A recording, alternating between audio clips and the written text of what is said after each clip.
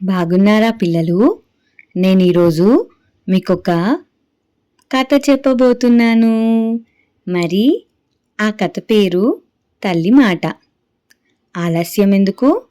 కథ ప్రారంభించేద్దామా? ఒకరోజు అడవిలో జోరున వర్షం పడుతుంది. జంతువులన్నీ సురక్షిత ప్రదేశాలలో తలదాచుకున్నాయి. ఆ సమయంలో ఒక చిట్టి చీమ పుట్టలో నుంచి బయటకు రాసాగింది. వర్షం పడుతోంది, బయటకి వెళ్ళొద్దు, ప్రాణాల మీదికి తెచ్చుకోవద్దు అని హెచ్చరించింది తల్లి చీమ. వర్షం వస్తే భయపడతామా? వెళ్ళాల్సిందే అంటూ పుట్టలో నుంచి బయటకు వచ్చేసింది ఈ చిట్టి చీమ. తోటి చీమలు నచ్చ చెప్పాలని ఎంత ప్రయత్నించినా వినకుండా స్నేహితుల దగ్గరకు పరుగు తీసింది. పాపం ఆ తల్లి చీమ బాధ చూడలేక మిగతా చీమలు మౌనం దాల్చాయి. ఇంతలో వాన పెద్దదయింది. క్రమక్రమంగా వరద ప్రవాహం పెరగసాగింది. పాపం తల్లి చీమలో ఆందోళన అధికమయ్యింది. ఏదో విధంగా బిడ్డ ప్రాణాలను కాపాడుకోవాలని నిర్ణయించుకుంది. తోటి చీమలను సంప్రదించి అన్నీ కలిసి చిట్టి చీమను రక్షించేందుకు ఒక పథకం వేశాయి. చిన్ని చిన్ని చెట్ల ఆకులను తుంచాయి. ఆ ఆకులను చిట్టి చీమ వెళ్ళిన దారిలో వాన నీటిలో వదలసాగాయి. నీటి ప్రవాహ వేగానికి ఆకులు ముందుకు వెళ్ళసాగాయి. స్నేహితుల దగ్గరకు బయలుదేరిన చిట్టి చీమకు దారిలో వరద ఉధృతి పెరగడంతో చాలా భయమేసింది. ఏం చేయాలో తోచలేదు. ఏడ్పు వచ్చేసింది. ప్రాణం పోతుందేమో అని అనుకుంది. తల్లి మాట వినకుండా బయటకు వచ్చిన తనకు ఇదే సరైన శిక్ష అని అనుకుంది.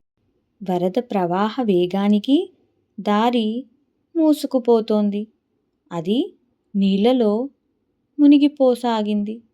ఈదుకుంటూ ఒడ్డుకు చేరాలని విశ్వ ప్రయత్నాలు చేస్తున్నా సాధ్యం కావటం లేదు.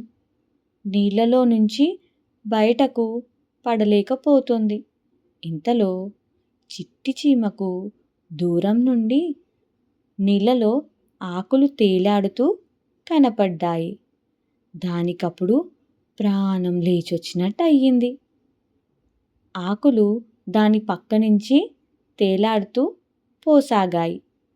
చిట్టి చీమ లేని ఓపికను తెచ్చుకొని ఆకు మీదకు చేరుకోవాలని ప్రయత్నించింది.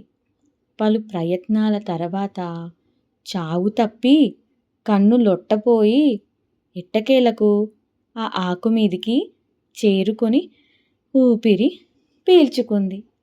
అలా ఆకుపై తేలాడుతూ ఒడ్డుకు వచ్చి చివరకు తన ఇంటికి చేరుకుంది ఈ చిట్టి చీమ. అక్కడ తల్లితో సహా తన వారందరూ నీళ్లలో ఆకులు వేయటం దాని కంటపడింది.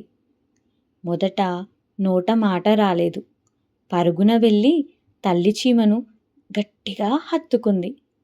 తల్లితో పాటు ఇతర చీమలు నీళ్లలో ఆకులు వేసి తన ప్రాణాలు కాపాడాయని తెలుసుకొని చాలా సంబరపడింది. వాటన్నిటికీ కృతజ్ఞతలు చెప్పింది. మరెప్పుడూ అమ్మ మాట వినకుండా బయటకు వెళ్ళకూడదని ఆ క్షణమే నిర్ణయించుకుంది ఈ చిట్టి చీమ. పెద్దల మాట చద్దిమూట. మనం ఎప్పుడూ పెద్దవాళ్ళ మాటలని గౌరవించాలి.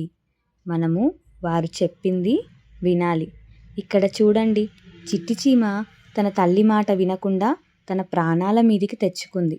తర్వాత తను చేసిన తప్పును గ్రహించి తన తల్లి మాట వినాలని నిర్ణయించుకుంది. కాబట్టి మీరు కూడా ఎప్పుడు పెద్దలు చెప్పిన మాటల్ని వినాలి. ఏరికోరి ఆపదలను తెచ్చుకోకండి. కథ బాగుందా? ఇక సెలవు.